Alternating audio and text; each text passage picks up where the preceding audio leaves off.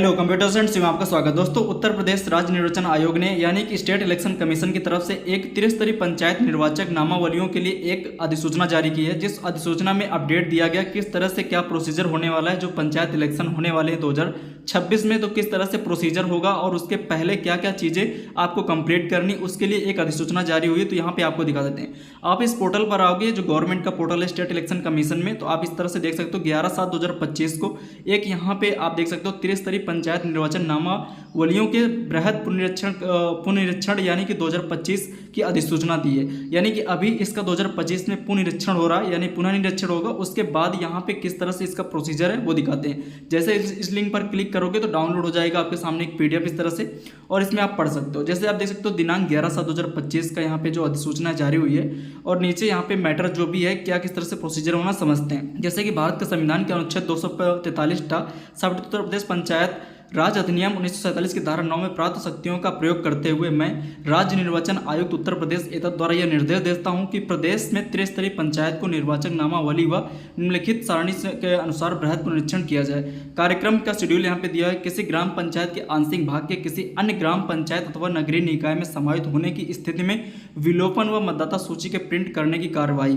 ठीक है, जो भी ग्राम पंचायतें बढ़ गई हैं या कम हो गई, जैसे काफ़ी ग्राम पंचायतें कम हो गई इस बार, यानी कि विलय हो गया है दूसरी ग्राम पंचायत में, तो इसकी जो डेट है समय सारणी है, यानी कि कब तक इनका जो निर्वाचन नामावली है एक पूरा इसका कार्रवाई करना है 18 से 13 अगस्त तक, यानी 18 जुलाई से 13 अगस्त तक। ठीक है, इस तरह से आप जो BLO हैं यानी कि जो ग्राम पंचायत पर्यवेक्षक उनके माध्यम से भी किया जाएगा। अब देखिए दूसरा पॉइंट है, BLO द्वारा घर घर जाकर गणना और सर्वेक्षण हस्तलिखित पांडुलिपि तैयार करने की अवधि 1 जनवरी 2025 को 18 वर्ष की आयु पूरी करने वाले सभी और व्यक्तियों के नाम सम्मिलित किए जाएंगे। यानी कि जो भी व्यक्ति 18 वर्ष की आयु पूरी कर चुका है 1 जनवरी 2025 से उनका सभी मतदाता सूची में नाम जोड़ा जाए। यह काम होगा 14 से 29 सितंबर तक, यहाँ पे होगा 14 अगस्त से 29 सितंबर तक। उसके बाद देखिए ऑनलाइन आवेदन करने की अवधि, अगर आप पात्र हैं या कि आपने जो भी आपका मतलब होता है प्रमाण पत्र, या आप ये कह सकते हो कि जो वोटर ID कार्ड होता है उस पर नाम नहीं है, तो ऑनलाइन आवेदन करने की जो अवधि होगी BLO के माध्यम से भी करवा सकते हो। 14 अगस्त से 22 सितंबर तक करवा सकते हो। ऑनलाइन प्राप्त आवेदनों की पत्रों की जो होंगे उनकी घर घर जांच होगी, उसकी डेट यहाँ पे दी हुई है। नीचे आएंगे निर्वाचक गणना पत्रक के आधार पर परिवहन संशोधन विलोपन की पांडुलिपि सहायक निर्वाचक रजिस्ट्रीकरण अधिकारी कार्यालय में जमा करने की अवधि, यानी कि जब यहाँ पे जांच होगी, यानी जब सर्वे होगा या जो भी संशोधन या जो भी बनेगी उसका जो रजिस्ट्रीकरण के लिए जाएगा 30 सितंबर से 6 अक्टूबर के बीच में, यानी अधिकारी के पास संप्रेषित किया जाएगा।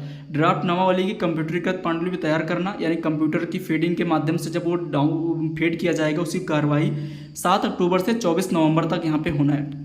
निर्वाचक नामावली की कंप्यूटरीकृत के उपरांत मतदान केंद्र स्थलों का क्रमांकन, मतदाता क्रमांकन, मध्य स्थलों को वार्डों में मैपिंग, यानी कौन से वार्ड में कौन से मतदाता का रखा जाना है। जैसे स्कूलों में जो होते हैं, या यानी कहते हैं कि रूम 2 पे लग रहा है कैंप, इस तरफ का पूरा शेड्यूल जो भी होगा वो 25 नवंबर से 4 दिसंबर तक कंप्लीट करना है। ठीक है, तो ये पूरा दिसंबर तो हो गया। फिर उसके बाद अनंतिम मतदाता सूची आलेख, यानी अनंतिम यानी कि अस्थायी सूची वो 5 दिसंबर को एक बार दी जाएगी, यानी अपडेट की जाएगी, प्रकाशन किया जाएगा, जो कि अस्थायी होगी या अंतिम होगी, यानी कि अभी फाइनल नहीं होगी।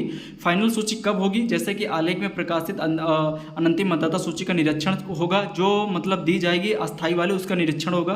फिर उसके बाद जैसे कोई आपत्ति करता है या दावे करता है, जैसे कि अगर किसी का नाम छूट गया है, अगर वो जुड़वाना चाहता है, अगर वो 1 जनवरी 2026 को 18 वर्ष की भी आयु पूरी कर रहा है, तो उसका भी नाम वहाँ पर स्वीकार किया जाएगा। यानी 1 जनवरी 2026 को भी अगर आप पूरे हो रहे हैं तो आपका नाम जुड़ जाएगा।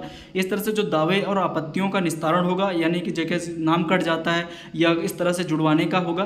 फिर उसका जो फाइनल होगी, देख सकते हो नीचे आओगे पॉइंट में, इस तरह से जांच होने के बाद निर्वाचक नामावली का जन सामान्य के लिए अंतिम प्रकाशन, ये है देखिए फाइनल और अंतिम प्रकाशन। इसके बाद कोई संशोधन या कोई नाम नहीं जुड़ेगा 15 जनवरी 2026, यानी कि 15 जनवरी 2026 को जो सूची है मतदाता वो ऑनलाइन पोर्टल पर पब्लिक हो जाएगी। जैसे पब्लिक होगी तो हम उसका भी देंगे किस तरह से अपने ग्राम पंचायत का डेटा देख सकते हो, यानी कितने मतदान बढ़े और कितने कम हुए। तो आप रणनीति बना सकते हो अपने हिसाब से, अगर आप प्रधानी के चुनाव लड़ना चाहते हो, या जो भी आप देख सकते हो कितना मतदान। यहाँ पे आप देख सकते हो जो पॉइंट नीचे तीसरा रखा है, निर्वाचक नामावली के बृहद पुनरीक्षण के दौरान पड़ने वाले जो यहाँ पे सार्वजनिक अवकाश दिवसों में संबंधित कार्यालय खुले रहेंगे। इस तरह से देख सकते हो कि यहाँ पे थोड़ा सा टाइम का बहुत ज़्यादा ध्यान रखा जा रहा है, यानी कि अवकाश के दिनों में भी कार्यालय खुले रहेंगे तथा निर्धारित समय सारणी के अनुसार निर्वाचक नामावली के बृहद पुनरीक्षण का कार्य कराया जाएगा। और यहाँ पर लिखा है किसी भी परिस्थिति में समय सीमा नहीं बढ़ाई जाएगी। देखिए अब यहाँ पर क्लियर हो गया कि आप अब कोई समय सीमा नहीं बढ़ाई जाएगी, यानी कि अभी तक जैसे डाउट था लोगों को कि अभी बढ़ जाएगा, लेकिन नहीं, देखिए टाइम जो है एकदम फिक्स कर दिया गया है कि इन सब चीज़ों के लिए टाइम फिक्स हो गया। तो जो चुनाव है वो आपके एकदम मान के चलिए मार्च अप्रैल जो टाइम जा रहा है इसी में एकदम कंफर्म ही होने वाली, लेकिन पूरी प्रक्रिया यहाँ पे होने वाली, ठीक है। तो इस तरह से ये लेटर है, इसका डिस्क्रिप्शन में डाल देंगे, डाउनलोड करके आप देख सकते हो। अब बात करते हैं रिजर्वेशन की। जैसे कि आप कुछ लोग सोच रहे डाउट में है कि कौन सा रिजर्वेशन यानी कि हमारे यहाँ कौन सी सीट आएगी, उसको लेकर बहुत सारा कन्फ्यूजन है। तो अभी इसका कोई क्लियरेंस नहीं है, लेकिन आप पोर्टल पर देखना चाहते हो तो यहाँ पे जैसे कि 2021 का जो आया था रिजर्वेशन, यहाँ पे एक टैब है, जब आप इस पर क्लिक करोगे पंचायत इलेक्शन पर जैसे क्लिक करोगे तो यहाँ पे 2021 का भी दिख रहा है, पंचायत इलेक्शन का जो रिजर्वेशन है दिखेगा सेम इसी पोर्टल पे। जैसे ही अब चुनाव का प्रक्रिया अपडेट हो जाएगी सारी चीज़ें, तो रिजर्वेशन भी इसी पोर्टल पे ऑफिशियल पोर्टल पर अपडेट किया जाएगा। यहाँ पे कुछ टैब्स है, जैसे रिजर्वेशन 2021 का दिख रहा है सेम यहाँ पे 2026 का दिखेगा, ठीक है, रिजर्वेशन 2026। जैसे आप इस पर क्लिक करोगे तो यहाँ पे आप देख पाओगे अपना रिजर्वेशन यानी कि आप अपना पद सेलेक्ट कर पाओगे। ये डेटा 2021 का है, अभी 2026 का दिखेगा तो यहीं पे आप ग्राम प्रधान पद अपना सिलेक्ट करोगे जो भी पद है। उसके बाद इस तरह से जनपद सिलेक्ट करना है। जनपद सिलेक्ट करने के लिए जैसे मैं फॉर एग्जांपल एक यहाँ पे जनपद सिलेक्ट कर देता हूँ, देन यहाँ पे विकास खंड सिलेक्ट करोगे। विकास खंड सिलेक्ट करने के बाद यहाँ पे मैं व्यू पर क्लिक करता हूँ। जैसे आप व्यू पर क्लिक करोगे तो जो 2021 का रिजर्वेशन है सेम इस तरह से 2026 में जो भी रिजर्वेशन आने वाला है वो भी आपको यहाँ पे दिखेगा। तो यहाँ देख सकते हो कौन सी सीट आई थी, आप देख सकते हो यहाँ पे ग्राम पंचायत के नेम है और आपका ब्लॉक और जिला, और यहाँ पे महिला सीट थी या अन्य पिछड़ा वर्ग थी या अनुसूचित जनजाति थी या अनारक्षित थी, क्या थी, सारी चीज़ यहाँ पे देख पाओगे। तो हालांकि ये अपडेट 2021 की है, 2026 की जैसे ही अपडेट पोर्टल पे आएगी तो हम एक और वीडियो आपको बना के डाल देंगे। तो आप हमारे चैनल को सब्सक्राइब भी कर सकते हो ताकि जितने भी इलेक्शन से या ग्राम पंचायत से रिलेटेड या जो भी अपडेट्स आएंगे तो हम आपको देते रहेंगे। तो इस तरह से मैंने जो अपडेट थी अभी दे दी है। मिलते किसी अगले वीडियो में। थैंक्स फॉर वॉचिंग एंड धन्यवाद।